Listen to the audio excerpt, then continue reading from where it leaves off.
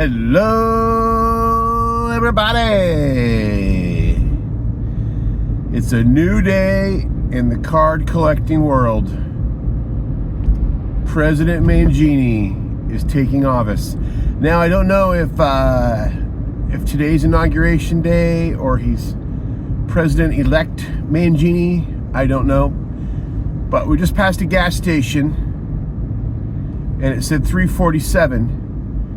I didn't see if that was for gas or packs, but I expect to see that come down, President Mangini, if you're doing your job, and there will be a reckoning, if we don't see changes, the electorate's gonna speak. So, of course, I don't really know the other people at all that were running. I know who a couple of them are. Like, I've seen them. And maybe seen a minute or two of their videos and thought immediately, this person's not for me. How some people can pretend to be experts and then obviously not be within 30 seconds of listening to them speak, I'll never know.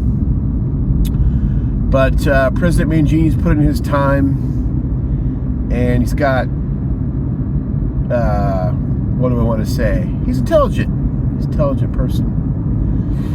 Wanted to make this video, and I wanted to add some comments about grading. There was a great conversation that I found myself in at the National, and I was able to add my own sort of thoughts to it.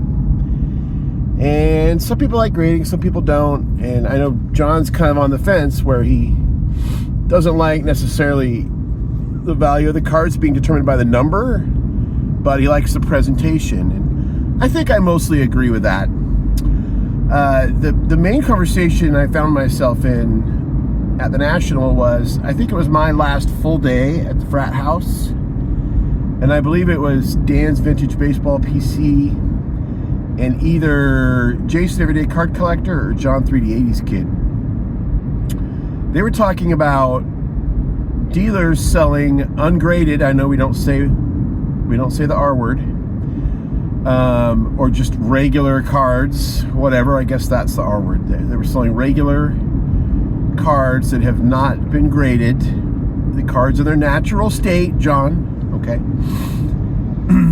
But they're pricing them like they're graded, right? They have a 56 Topps Koufax out, and it looks like it's about a 4, so that's the sticker they have on it. And I remember Dan being particularly passionate about, you don't get to do that. You have to send it in. It has to get the grade. You've got to pay the fees, and then you bake that into your price. And I would agree. I would not buy from that dealer, especially if they start talking about comps of certain grades. Because here's my thing. Here's why I like grading. I think it has a lot of value. And this is what I sort of add to the conversation, even though it might be obvious. I like that there's some reasonable assurance that the card is authentic and not altered and not card cared or anything like that, when they can determine that, of course. I like knowing that. What I was seeing when Jason and Dan were seeing dealers selling things as if they were graded, what I was seeing was, well, why isn't that graded? Right? If you have a really sharp 56 Clemente, I use 56 a lot, my favorite all-time set. Why have you not sent that off and made yourself hundreds of extra dollars because it's going to get that number? You're a dealer. Your job is to make money. That's your job. Why are you leaving that money on the table? Here's what I'm forced to think. You sent that card in already, and it came back as a trimmed or a color added or a min size or whatever, and you knew it was now worth 70% less than it would be if it was raw. So you cracked it and stuck it out and said, look at this beautiful card. Now, I don't know how to remedy this. I think my remedy is, if I'm buying anything over $100, I want that reasonable assurance. Could PSA and SGC slab and grade something that's been trimmed and altered? Absolutely. Absolutely. We know they do it.